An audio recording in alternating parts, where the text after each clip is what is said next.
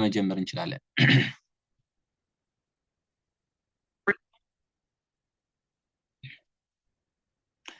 أعوذ بالله من الشيطان الرجيم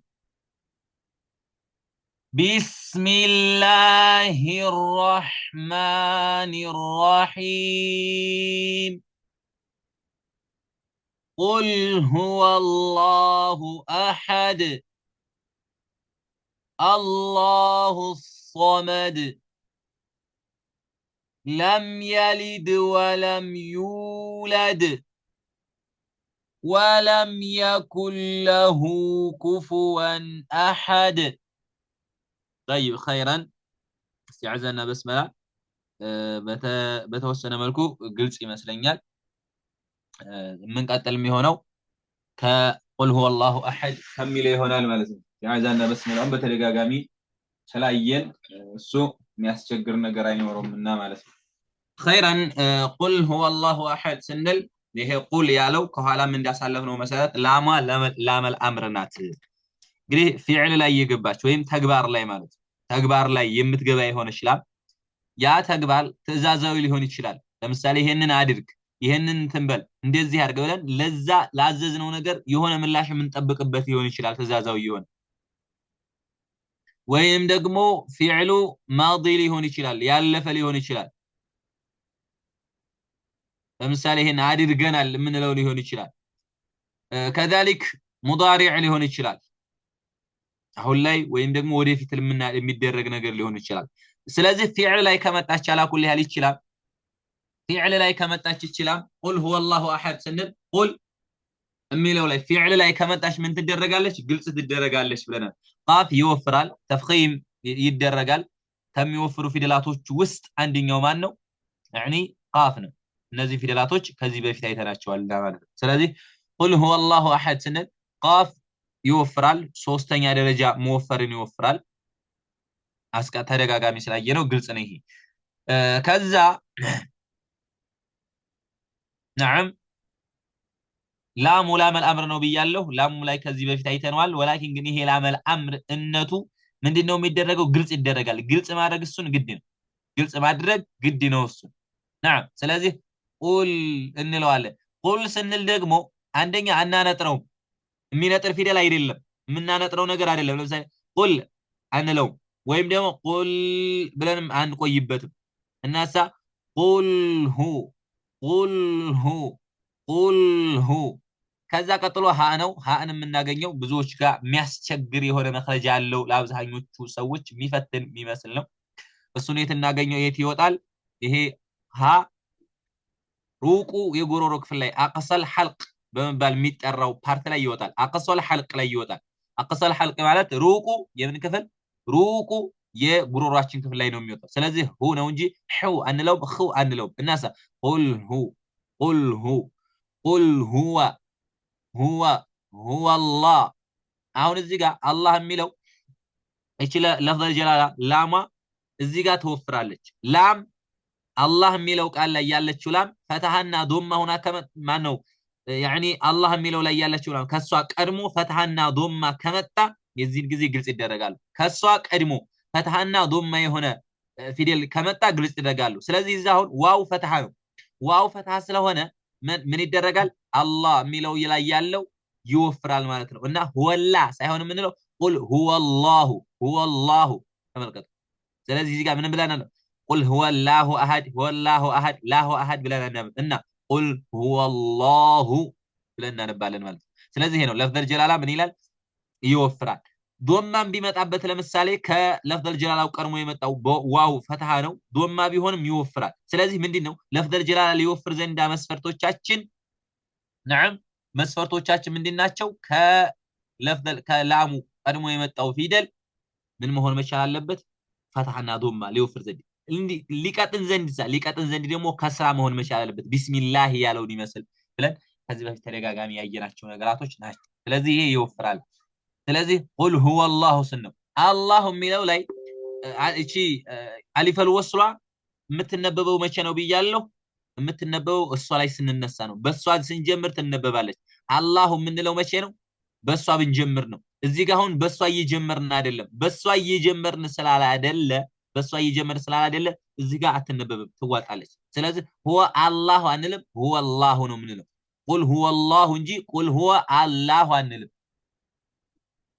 ይሄን قل هو الله حمزه ከማን ጋር ተመሳሳይ መውጫ ቦታ አለው ከሃጋ መውጫ ቦታ ተመሳሳይ ነው የት ነው የሚወጡት ሩቁ የጎሮሮ ክፍል ላይ አክሰል ሐልቅ ላይ ይወጣሉ ማለት ነው እነማን ሃና ሐምዛ ስለዚህ ይችን ግልጽ ማድረግ መቻል አለብን አብዛኞቻችን እዚህ ጋር ትልቅ እንትን ይታያልና ማለት ስለዚህ አሐድ قل هو الله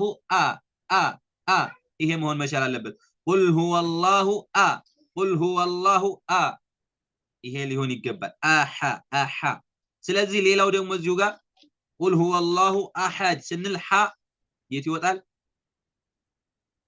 ሐ መካከለኛ የጉሮሮ ክፍል ላይ ከሐምዛና ከሐ መውጫ ቦታ ከፍ ብሎ አለው መካከለኛ የጉሮሮ ክፍል ላይ ከዐይን ጋር በመሆን ይወጣል ማለት ነው ከዐይን ጋር በመሆን ይወጣል ማን حرف الحاء ሐ ስለዚህ አሐድ ነው እንጂ አሐድ አንልም አሐድ አንለው ማለት ነው እናሳ قل هو الله احد ሌላው ዳል ዶመተይን ነው እዚህ ጋር ዳል ዶመተይን ነው ስለዚህ ስናቆም በመናቆም ጊዜ قل هو الله احد ብለን አናቆም እናሳ ወደ ስኩን ይቀየራል ከስራ ዶማ ሆነው ከመጡ ፈትሃ ብቻውን ራሱ ፈትሃ ብቻ ሆኖ ከመጣ ማለት አሊፍ ስኩንን ሳያስከትል ማለት ነው ዶማ ብቻውን ሆኖ ከመጣ ከስራ ብቻውን ሆኖ ከመጣ የዚህን ጊዜ ምን ይደረጋል ወደ ስኩን ይቀየራል ስለዚህ እዚህ ጋር አሁን ለምሳሌ አሐዱን ብለን አይደለም እናቆመው እናሳ አሐድ ዲ በዚህ መልኩ አድርጌ ነው ማቆም ማለት قل هو الله احد ከዛ እዚህ ጋር ግን ለምሳሌ ዳል ዶማ ሆኖ ወይም ያ ማነው ወይም ደግሞ ከስራ ወይ ዶማ ወይ ከስራ ወይንም ደግሞ ፈታ ሆኖ አሊፍ ስኩን ዋው ስኩን ያ ስኩን ከተጨመረባቸው ግን ሳባ አድርገን እናቆማለን ለምሳሌ ሱረቱል ፈጅር ላይ መጨረሻው ላይ يعني ምንድነው የሚለው ወድኹሊ ጀነቲ ይላል አይታችሁት ከሆነ ታከስራ ያ ስኩን ነው አብዛኞቻችሁ ወደ ላይ ስለሆነ ታቆታላችሁ ታከስራ ያ ስኩን ነው ቲ ነው ስለዚህ ጀነት ብለን አይደለም ያቆም ነው እና ጀነቲ ሳባ አድርገን ሌላ ቦታ ደግሞ ቁርአን ላይ ምን ላይ ነው የሚለው አንተቁሉ እንደዚህ የሚቆምበት በዱማ ማለት ከዛልክ ደግሞ በፈትሃ የሚቆማል ሰጃጃ ብንል ለምሳሌ ፈትሃተይን ነው ወላኪን ግን አሊፍ ስኩን መጥቶበታል ጃ ብለን ስበን እናቆማለን ማለት ስለዚህ እዚህ ጋር ምን ተደርጎ ይቆማል አሐድ ብለን እናቆማለን ማለት ተመልከቱ አሁን ወደ ሁለተኛው ሲሄድ አላሁ ሶመድ የሚለው ላይ ሲሄድ አላሁ እዚህ ጋር አሊፍ አልወስላ ተነበበች ሹሁ አሊፍ አልወስላ ተነበበች እዛ ቁል هو الله ላይ የሚለው ጋር ግን ቁል هو الله አላልነውም አልተነበበችም ልዩነቱ ምንድነው እዛ ቁል هو الله ስንል هو الله የሚለው ላይ የመጣችው ሐምዘተል ወስል ወይም አሊፍ አልወስላ መካከል ላይ ነው የመጣችው እዚህ ጋር ግን መጀመሪያ ሆና ነው የመጣችው ስለዚህ መጀመሪያ ላይ ስትመጣ ተነበባለች አላሁ ብለን ነው የምናነባት ማለት ነው ስለዚህ አላሁ ብለን እናነባታለን ትነበባለች ላሙ ይወፍራል የለፍዘል ጀላላው አላህ ይወፍራል ከኋላ ይተናል አላሁ ሶመድ ስንል አሁን አሶመድ የሚለው ላይ አሊፍ ወስላል ወላኪን ግን አትነበብም ለምን አትነበብም መካከል ላይ ስለመጣ አል ብለን ደግሞ ግልጽ አናደርግም ከአሊፍ ወስላ ቀጥሎ ላም አለ ስኩን ነው ወላኪን ግን ግልጽ አድርገን አናነበው ግልጽ አድርገን ማናነብበት ምክንያት ምንድነው ከሷ ቀጥሎ የመጣው ሷድ حرفun من يعني حروف الشمسيه ከሸምስያ ፊደላቶች ውስጥ አንዱ ነው ሷድ ስለዚህ ሸምስያ ፊደላት ከላም በኋላ ከመጣ ደግሞ ላሙ ምን ይደረጋል ብያለሁ ላሙ يعني ግልጽ ተደርጎ አይነበብም እና ሳምን ተደርጎ ይነበባል ኢድጋም ተደርጎ ነው የሚነበበው ማለት ነው قل هو الله الصمد ሳይሆን ምንለው الله الصمد ስለዚህ ነው حرف الشمسياና حرف القمريه እነዚህን የላም الشمسياና የላም القمريه ፊደላቶችን حروف يعني اللام الشمسيه واللام القمريه ፊደላቶችን ለማለዩ ደግሞ ምልክት ላም ግልጽ ተደርጎ ይነበባል አይነበብም ለሚለው ምልክት ግልጽ ተደርጎ የሚነበበው መቼ ነው ላሙ ላይ ስኩን ምልክት ሲቀመጥበት ብያለሁ ግልጽ ተደርጎ የማይነበበውና ኢድጋም የሚደረገው የሚጨፈለቀውሳ ከላም ላም አል ሚል መጥቶ ላሙ ላይ ስኩን ሳይቀመጥ ከላሙ በኋላ ሸዳ ከመጣ የዛኔ አይነበብም ነው ላሙ አይነበብም ኢድጋም ይደረጋል ልክ እዚህ ጋር እንደመጣው ማለት ነው ስለዚህ ምን ይሆናል ማለት ነው አላሁ ሶመድ ይሆናል ማለት ነው። አል የሚለው አይነበብም። ሶመድ በምንል ሰዓት ሷድ ከሑሩፍ አልእስቲዕላዎች ወይም ከሚወፍሩ ፊደላቶች አንዱ ሷድ ነው። ከሚወፍሩ ፊደላቶች ውስጥ አንዱ ማን ነው? ሷድ ነው። ሷድ። ስለዚህ ሷድ ይወፍራል። አላሁ አላሁ ሶመድ ነው እንጂ አላሁ ሰመድ አንለው። ተመልከቱ። ለምሳሌ ሷድ አለ፣ ሲን አለ፣ ዛ አለ። እነዚህ ሶስት ፊደላቶች መውጫቸው አንድ ቦታ መውጫ ነው። አንድ መውጫ ቦታ ነው ያላቸው። የምላሳችን ጫፍ ከታችኛው ጥርሳችን ግድግዳ ጋር በመጣመር ነው ድምጽ በላይኛውና በታችኛው ጥርሶች መካከል ላይ ሆኖ ነው የሚወጣው። ግን የምንለያቸው ሷድና ሲንን በሲፋቸው ነው፣ በባህሪያቸው ነው። አያችሁ አይደል? በባህሪያቸው ነው የምንለያቸው። ለምሳሌ አላሁ ሶመድ ስንል አላሁ ሰመድ፣ አላሁ ሶመድ። ሲን ሷድ፣ ሲን ከሚቀጥኑ ፊደላቶች አንዱ ነው። ሷድ ደግሞ ለምሳሌ አንድ ባህሪውን ብናይ ማለት ነው ከሚወፍሩ ፊደላቶች አንዱ ነው። ሷድ ሁሌ የሚወፍሩ ፊደላቶች ነው። ሲን ደግሞ ሁሌ ከሚቀጥኑ ፊደላቶች አንዱ ነው። አያችሁ አይደል? ስለዚህ በባህሪያቸው ነው። እና አላሁ ሶመድ ስንል ሷድ ይወፍራል፣ ፈታ ሆኖ ነው የመጣው። በመወፈር ደረጃ ሁለተኛ ደረጃን ይወፍራል። ለምን? ሁለተኛ ደረጃ የመወፈር አቅም ያላቸው እነዚህ ሰባት ፊደላቶች ፈታ ሆኖ ሲመጡ። ሰባት ፊደላቶች ማን ማን? ኻ፣ ሷድ፣ ዷድ፣ ጧ፣ ዛ አምስት፣ ቃፍ፣ ገይን ሰባት። እነዚህ ሰባት ፊደላቶች ሲመጡ ሁሌም ይወፍራሉ። ወላኪን ግን ሁሉም እኩል ይወፍራሉ ወይ? ፈታም ሆነው ከስራም ሆነው ዶማም ሆነው እንደዚህ ሲመጡ እኩል ይወፍራሉ የሚለው እሱ ላይ ነው የምትመጡ። ፈታ ሆነው አሊፍ ስኩንን አስከትለው ሲመጡ አንደኛ ይወፍራሉ። ፈታ ብቻ ሆነው ሲመጡ ሁለተኛ ይወፍራሉ። ዶማ ሆነው ሲመጡ ሶስተኛ፣ ማነው ስኩን ሆነው ሲመጡ አራተኛ፣ አምስተኛ ከስራ ሆነው ሲመጡ ይወፍራሉ። ስለዚህ እዚህ ጋር ሁለተኛ ደረጃ መወፈርን ይወፍራል ማለት ነው። ሹፉ። ስለዚህ አላሁ ሶመድ ነው የምንለው። አላሁ ሶመድ፣ አላሁ ሶመድ።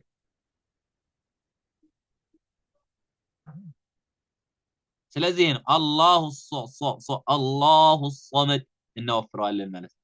እናወፍረዋለን። طيب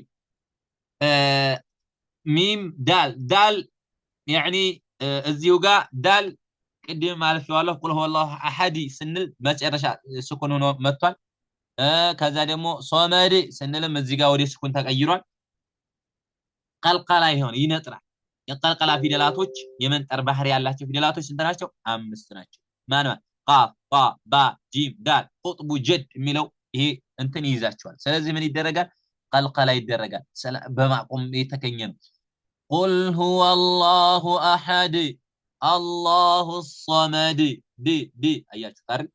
ስለዚህ ምን ይደረጋል? ቀልቀላ ይደረጋል ማለት። ለም የሊድ ስንል ለም የ ከሚም ስኩን መጥቷል። ሚም ስኩን መጥቷል። ከሚም ስኩን አህካም ሚም ሳኪና እሱ ላይ ሚም ስኩን ሲመጣ ሚም ስኩን ሆኖ ሲመጣ ከሚም ስኩን ቀጥሎ ሚም ሙተሐሪክ ከመጣ ተመልከቱ።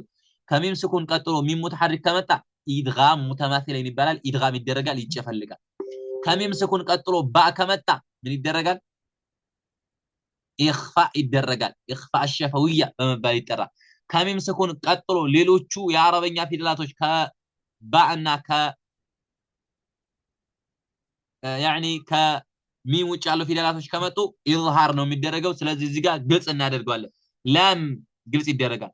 ለም የሊድ ስንል የሊድ ስንል አሁንም ቀልቀላ ነው። ዳሉ የሊድ ድ ለም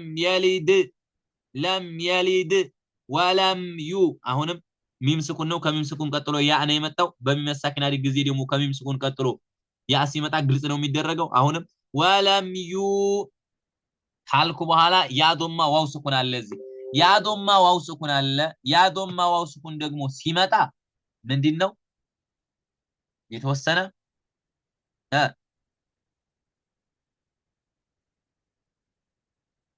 አፎን ሁለት ሐረካ ይሳባል። ሁለት ሐረካ መደት ጠብዒ ነው። ስለዚህ ወለም ዩለድ ዳሉ አሁንም ቀልቀላ ይደረጋል ማለት ነው። ለም የሊድ ወለም ዩለድ ቀልቀላ ኩብራ እና ቀልቀላ ሱግራ በመባል ይጠራል። መጨረሻ ላይ ያወርሰዋል። ወለም የኩን ለሁ ስለአሁንም ወለም የ ሚሙ አሁንም ቢሆን ግልጽ ይደረጋል። ያዙ ሚሙ አሁንም ቢሆን ግልጽ ይደረጋል خير ለምን ቀጥሎ የመጣው ያ ነው በ يعني በሚመሳከን ሀግ ደግሞ ከሚም ስኩን ቀጥሎ ያ ከመጣ ግልጽ ይደረጋል ብያለሁ ይሄን ያዙ ولم يكن له سل كل ولم يكن አሁን እዚህ ጋር ولم يكن له ስል ኑን ስኩን አለ ይሄ ኑን ከኑን በኋላ ስድስት ፊደላቶች ሲመጡ የርመሉነ ያ ራ ላም ሚም ዋው ኑን እነዚህ ስድስት ፊደላቶች ሲመጡ ኑን ስኩኑ ምን ይደረጋል يعني ادغام يدرجال ማለት ادغام يدرجال ادغام بغير غنة ያለምንም غنة ማለት ነው ادغام بغنة እና ادغام بغير غنة ይባላሉ እነዚህ ፊደላቶች ادغام بغير غنة ነው ይሄ كله ነው ምንም አይነት غنة የለውም ولم يكن له ነው ምለው ማለት ነው ولم يكن له ስል አሁን هو ስል መዱ ሲለቱ الصغرى አለ መዱ ሲለቱ الصغرى ይሄ የመድ አይነት አለ እዚህ ጋር كله ብዬ በሚል ሰዓት ምን አላረገው በጣም አልሰበውም ሁለት ሐረካ ወይም የአንድ አሊፍ ያክል የዛን ያክል ነው መስበው نعم የዛን ያክል ነው መስበው ولم يكن له مد الصلة الصغرى በመባል ይጠራል መስበው ምን ያክል ነው የሁለት ሐረካ ወይም የአንድ አሊፍ ያክል እስበዋለሁ ማለት ነው ይሄን مد الصلة الصغرى በመባል ይጠራል ይሄ መድ አይነት هو هاد واو سكون هو ولم يكن عفوا واو هاد واو صغيرة هو ነው ولم يكن له ይሄ ነው ስለዚህ ምን ያክል ነው መስበው نعم ሁለት ሐረካ ብቻ ስበዋለሁ ማለት ነው ሁለት ሐረካ ብቻ ስበዋለሁ ከዛ ኩፍወን የሚባል ነገር አለ እዚህ ጋር ብዙ ሰው ላይ የሚታይ ነው ኩፍወን አይባልም ኩፉ በዶማ ኩፉ እዚህ ጋር እንደ ነገር ንገራችሁ ለማታውቁ ሲለቱ ሱግራ መዱ ሲለቱ ሱግራና መዱ ሲለቱ ኩብራ የሚባለው መዱ ሲለቱ ሱግራ ከሆነ ይሄ ያየ ነው ማለት ነው ወለም ይኩለሁ አለው ላይ ያለው ከሆነ ምን ይደረጋል ይሄ አውዶ ሚራለች እቺ ሐዋ ማለት ነው በሁለት የተሐረኩ ፊደላቶች መካከል መታ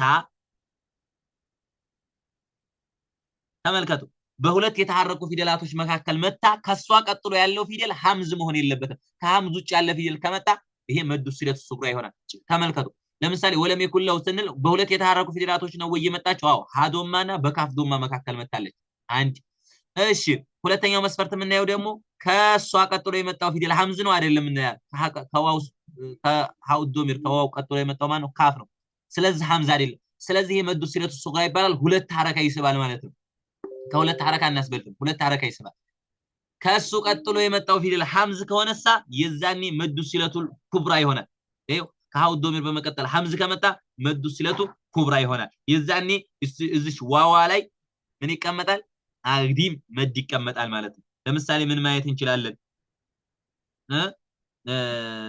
ለምሳሌ ቅርብ انما له اخلد بن انما له ሐምዛ ነው የመጣው ይሄ ስንት ይስባል ማለት ነው መዱ ሲለቱ ሱግራ በአራት ባም ወይም በአምስት ስናሳጥር በሁለት ሐረካ መሳብ ይቻላል ከሶስቱ በአንዱ መሳብ ይቻላል በአራት ወይም በአምስት መሳብ ይቻላል ካስረዘም ካሳጠርን ደግሞ በሁለት መሳብ ይቻላል ወላኪን ግን ሱግራ መሆኑን ከቀጥሎ ከሱ ቀጥሎ ካው ቀጥሎ ምን መገኘት አለበት ታው ዶሚር ቀጥሎ ሐምዝ መምጣት የለበትም ሲለቱ ሱግራ ከሆነ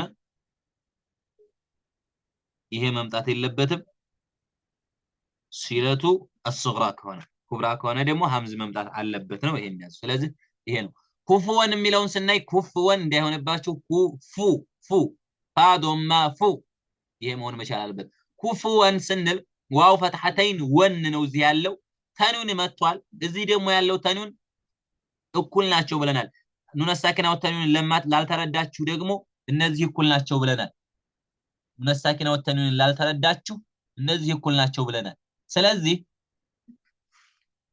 እኩል ሲሆኑ ደግሞ ምን እናደርጋቸዋለን ብያለሁ ከዚህ በፊት እኩል ከሆኑ ግልጽ እናደርጋለን ኑነ ሳኪና ወይም ተኑን ን ሚል ነገር ይመጣበታል ተኑን ላይ እኩል ከሆነ እንላለን። ኑን ሳኪና ደግሞ ስኩን ምልክቷ ራሷ ከተቀመጠች የዛኔ ግልጽ አድርጉኝ ነው ምልክቱ። ግልጽ አድርጉኝ እያለቻቸው። ስለዚህ አሁንም ኩፉወን አሐድ ስንል ግልጽ እናደርገዋለን።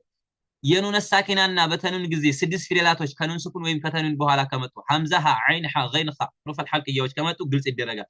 ኩፉወን አሐድ ግልጽ እናደርገዋለን ማለት። ደግሞ እነዚህ ፊደላቶቹን ላይ ይለያችሁ እንደዚህ እኩል ሆነው ከመጡ እዚህ ጋር አሁን ካያችኋቸው እኩል ናቸው አይደል? እኩል ናቸው እዚህ ጋር የመጡት ማለት ነው። እነዚህ እኩል ናቸው። ስለዚህ እኩል ስለሆኑ ምን እናደርጋቸዋለን? ግልጽ እናደርጋቸዋለን ማለት ነው። ኩፉወን አሐድ እና ቀጥሎ የመጣው ፊደል ማን ነው? እዚህ ጋር ሐምዝ ነው። አሁን በዋናነት ትኩረት የምታደርጉት ይሄን ሐምዝ ነው ቀጥሎ የመጣው። ስለዚህ ከኑን ሳኪና በኋላ ሐምዝ ከመጣ ደግሞ ግልጽ ይደረጋል ማለት ነው። ሐን ቅድም ተናግሬያለሁ። አሐ ሐ ሐ በዚህ መልኩ አድርገን እናወጣታለን።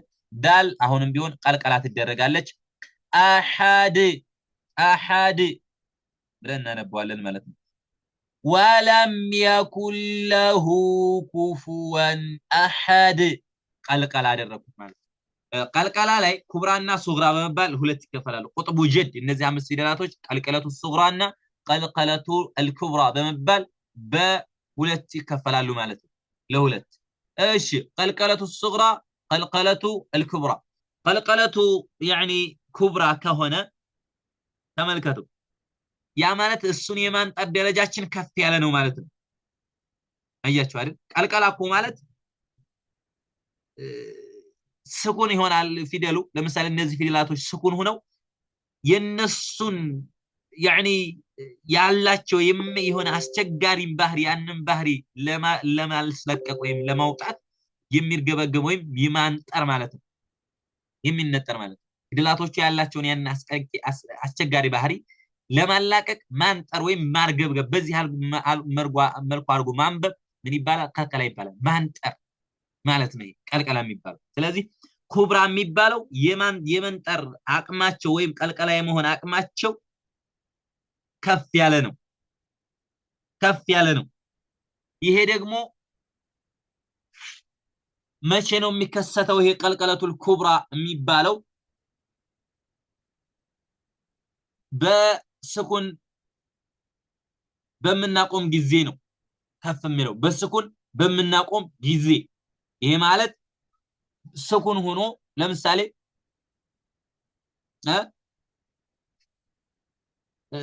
ኩፉወን አሐድ ይሄ ነው። በዚህ ጊዜ የሚከሰት ክስተት ነው። በስኩን በምናቆም ጊዜ የሚከሰት ክስተት ነው። ይሄ ተመልከቱ ልዩነቱን። ሸዳም ሆነም አልሆነም ለውጥ የለውም። ሸዳም ሆነም አልሆነም ለውጥ የለውም። ለምሳሌ ተበት ሱረቱል መሰድ ላይ ተበት የዳ የሚለው ላይ ብታዩ ተበት የዳ አቢል ሀቢን ወተብ ሸዳ ነው፣ ግን ልዩነት የለውም። ሁሉም ይነጥራል። ወተብ ብለን እናነባቸዋለን ሁሉንም በማንጠር ማለት። ይሄ ቀልቀለቱል ኩብራ ይባላል። ቀልቀለቱል ኩብራ የሚከሰተው መቼ ነው? በስኩን በሆነ ፊደል በምናቆም ጊዜ ነው። ምንዋን ነው የምትይዙት? በምናቆም ጊዜ። ተመልከቱ። ቀልቀለቱ ሱግራ ከሆነሳ ይሄ የመንጠር ደረጃው ዝቅ ያለ ነው ማለት ነው። ይሄ የሚሆነው ደግሞ ፊደላቶች ስኩን ሆነው በቃል መካከል ላይ ሲመጡ ነው። ፊደላቶቹ ስኩን ሆነው በቃል መካከል ላይ ሲመጡ ነው። ይሄኛው ስኩን ሆነው ስናቆም ሲመጡ ተመልከቱ። ስናቆም በማቆም ጊዜ ስኩን ላይ ሆን ይችላል። በማቆም ለምሳሌ ወተብ የሚለው ላይ ባፈታህ ነው ወላኪን ግን ይሄ ፈታህነቱ ስናቆም ወደ ስኩን ይቀየራል። ስለዚህ ይሄንን የሚጨምርልናል ማለት ነው። ብቻ ግን ስናቆም የሚፈጠር ከሆነ ቀልቀለቱል ኩብራ ይሆናል። አሐድ ይጨምራል ማለት ነው። ቀልቀለቱ ሱግራ የሚባለውሳ መካከል ላይ ሲመጡ ነው። መካከል ላይ ስኩን ነው ሲመጡ። ለምሳሌ ምን ማየት ይችላል?